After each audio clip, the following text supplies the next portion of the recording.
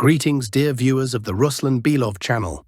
Before you is another review of the current situation on the theatre of military operations. So, let us turn to the document that the Ukrainian side has submitted to the Americans for consideration. We are talking about their additional points to Trump's peace initiative. These additions contain no provisions regarding the withdrawal of Ukrainian forces from the Donetsk region or the refusal to join the North Atlantic Alliance. Russian officials have already stated that such adjustments cannot in any way be acceptable to Moscow. Kremlin spokesperson Peskov stated quite unequivocally that attempts to use a referendum or any kind of voting in order for Russia to suspend military operations and provide a pause are doomed to fail. At the present moment, military operations are not stopping, and we continue to analyze developments. Friends, over the past period, a number of successful advances have been observed. Overall, despite the winter season and difficult weather conditions, the Russian armed forces remain active. Yes, the intensity has somewhat decreased. This is an obvious fact that cannot be ignored. However, offensive actions are carried out daily. I understand that many are interested in the situation in the Kupiansk area, and we will certainly examine this sector, but let us be consistent and start with the Zaporizhia region. In this area, fighters developed the offensive on two sectors, using the forces of two different groupings, Dnieper and Vostok. First of all, in the Stepnogorsk direction, units of the Dnieper grouping advanced 2 kilometers and effectively reached the outskirts of the settlement of Lukyanovskoye. At the same time, the urban-type settlement of Stepnogorsk itself has not yet been fully taken by Russian units. However, the command decided not to concentrate on this settlement, but to develop a bypass maneuver, creating a reliable bridgehead. It is precisely for this reason that several days ago control was expanded in the western direction, and servicemen took a height in that area, and now they have achieved success in the eastern direction as well. From the current lines to Lukyanovskoye, there remain only 500 meters.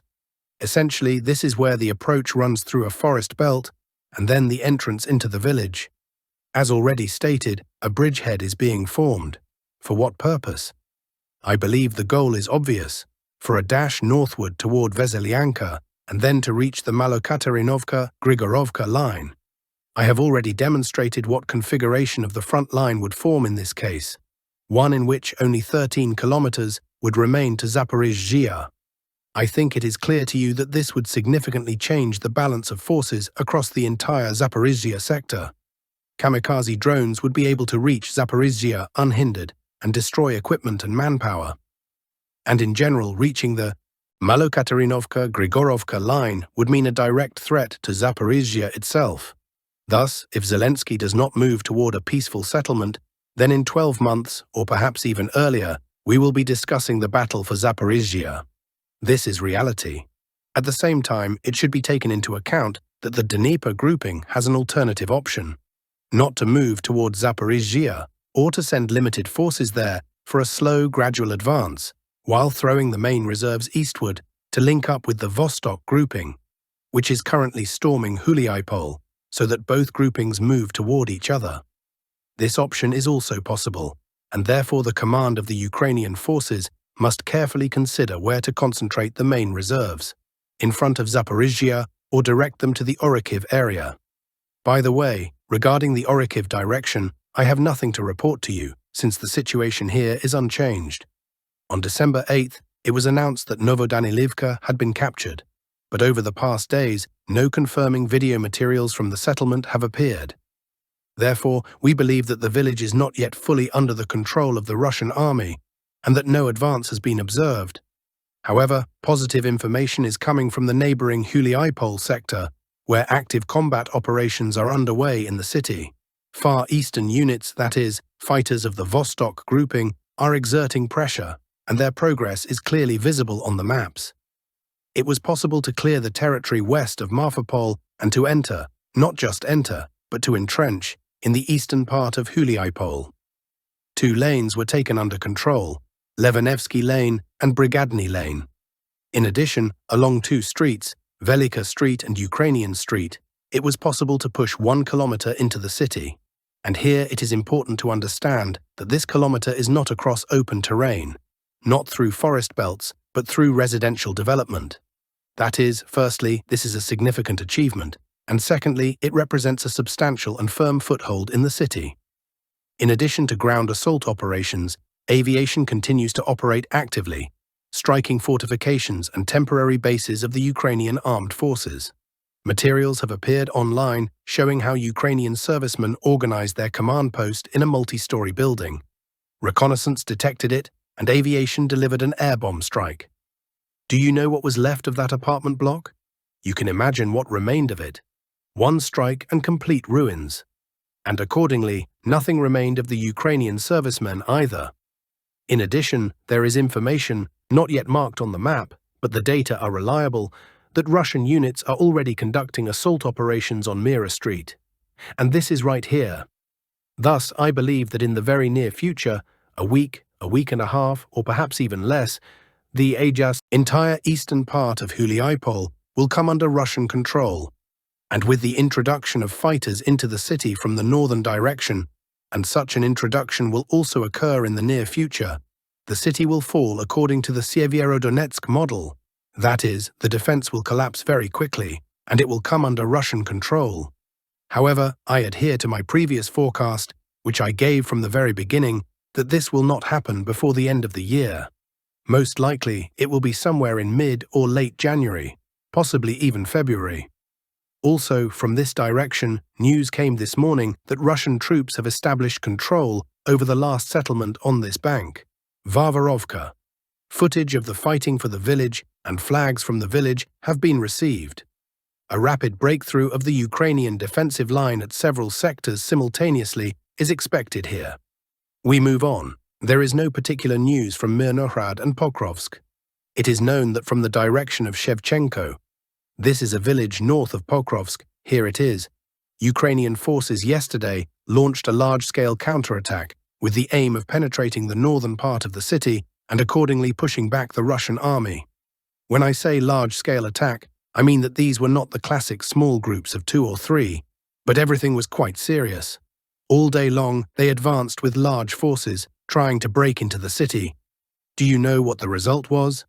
More than 100, almost 60 Ukrainian servicemen killed. That is simply a massacre, and all these fields north of Pokrovsk are now a huge necropolis, strewn with the bodies of Ukrainian soldiers. In the video materials, I will now show you everything, what it looks like. Why did they go for this? I think it is clear why. They wanted to repeat what succeeded in Kupiansk. That is, to break into the city, push somewhere, retake something, then film videos and declare, look, the Russians are lying. They also do not fully control Pokrovsk. But everything went not according to plan. That is, if in Kupiansk they succeeded, here it is a complete failure. We move on. After the capture of Siversk, units of the South grouping continued the offensive and managed to advance more than 1 kilometer west of the city, taking control of part of the heights north of Svyatopokrovskoye. We will talk about this situation in great detail, and about this entire direction in general tomorrow. For now, I can report that Svyatopokrovskoye, in the very near future, possibly even today or tomorrow, will come under Russian control. And now, what you are waiting for, Kupiansk. Yesterday, we analyzed the situation in the sector in detail. I can say that no significant changes occurred over the past 24 hours. Ukrainian forces are also exerting pressure simultaneously on several sectors in the city. This includes the Yubileni micro-district, where they recaptured several multi-story buildings and are trying to advance further. So far, the attacks are being repelled by Russian troops, who are holding their positions. In addition, they are also pressing from the north. As I said in yesterday's episode, the main advantage of Ukrainian forces in this sector is logistics. They have it since the right bank is their bank. The Russian army, on the other hand, has to ferry equipment and personnel from the left bank across the Oskol River, and this is problematic. Since the front line has been pushed back from the river by only 4 to 5 kilometers, and you understand that in the current situation, when there is control and a war of drones, 4 to 5 kilometers is not a distance. Accordingly, Russian crossings are constantly under fire control. And under such circumstances, the Ukrainian forces do have a chance to recapture the western part of the city from the Russian army. But for now, the Russian fighters are holding. Given the logistics and the forces transferred here from the north of the Kharkiv region, and Siversk transferred forces here from the Vovchansk sector, the Ukrainian forces do have a chance to retake Kupiansk. This does not mean that they will retake it, because Russian fighters are holding on. And perhaps they will hold it, or perhaps not. You see, the situation is such that the chances are 50-50. In general, we will closely monitor the situation. Now we move on to a review of the situation on the political arena. Russia will not accept the version of the peace plan proposed by Ukraine, Western outlets write. The Ukrainian version of the peace plan sent to Washington rejects the withdrawal of troops from Donbass and the refusal to join NATO. It is reported that Zelensky's plan was drafted after talks with European leaders. The German publication Bild writes that Trump is exerting strong pressure on Zelensky, pushing him toward concessions. Trump is applying heavy pressure on the actor to force him to make concessions. Trump's strategy may consist of exploiting Zelensky's internal weakness following a corruption scandal. The newspaper emphasizes that peace negotiations are now more active than at any time since the beginning of the conflict. Meanwhile, Slovakia will block the allocation of a loan to Ukraine funded by Russian assets. This was stated by Fico. The Slovak Prime Minister criticized the financing of Ukraine during a phone conversation with the President of the European Council, Antonio Costa.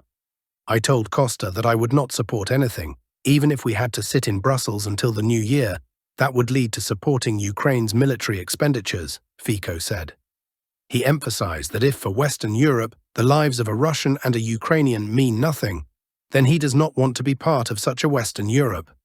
The Czech Republic will not act as a guarantor for financing Ukraine, the country's new Prime Minister, Babiš, stated. The Czech Republic will not assume any guarantees for funding Ukraine. We will not take on any guarantees. We will not invest any money. Meanwhile, the United States is lifting sanctions on Belarus. This was reported by U.S. Special Envoy John Cole. We are lifting them now, he stated. As relations between the two countries normalize, more sanctions will be lifted. Potash, prior to the imposition of sanctions, was Belarus's main export commodity, accounting for more than 20% of the country's total exports. A big game. A former Trump advisor is consulting for Lukoil.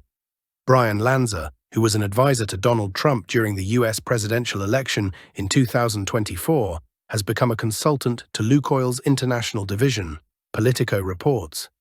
According to the outlet, Lanza is helping the company find a buyer for its foreign assets amid U.S. sanctions.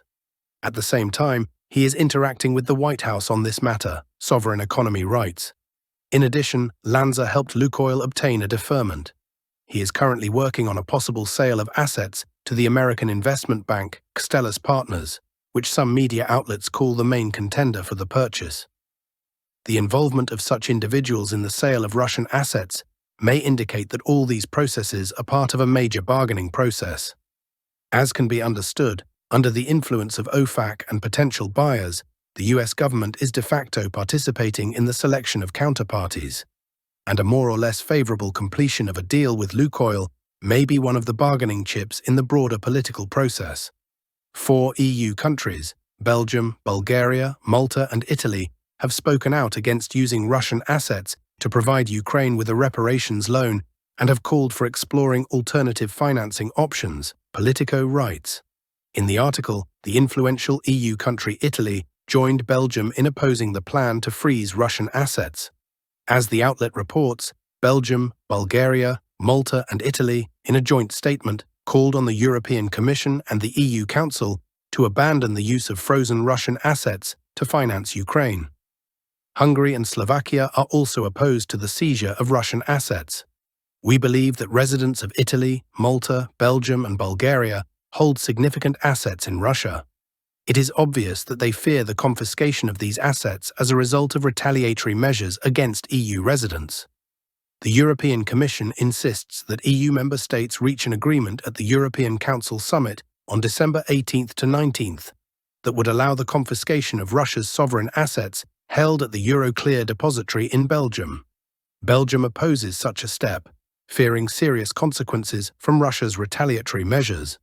Now Italy has disrupted the diplomatic balance by preparing, together with Belgium, Malta, and Bulgaria, a document calling on the European Commission to refrain from confiscation and to study alternative options for financing Ukraine.